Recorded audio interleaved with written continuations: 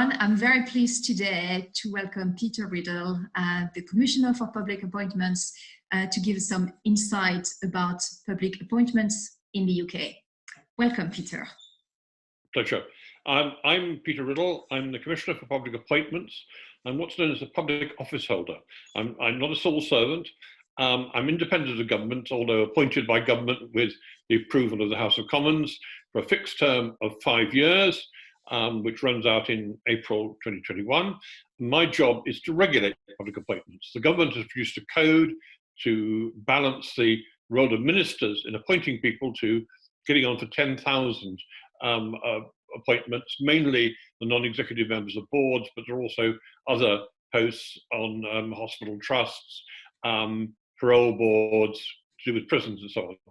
And my job is to see that the code is observed, to deal with complaints, to carry out inquiries when I think there's something wrong. I looked last year at the amount of time it takes to appoint people.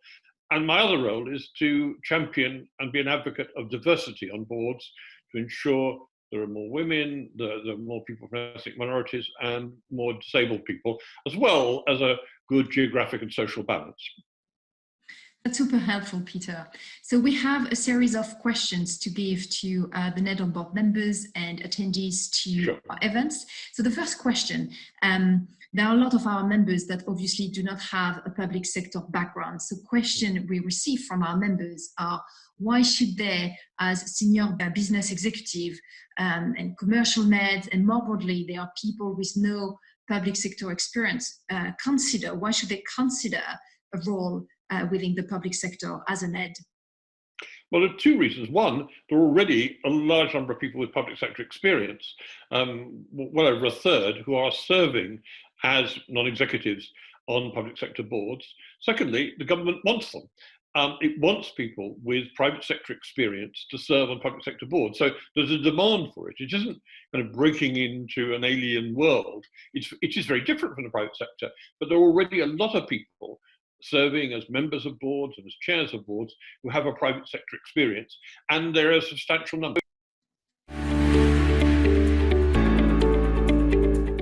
Well, I don't appoint anyone, but what I do is encourage, and I look for best practice.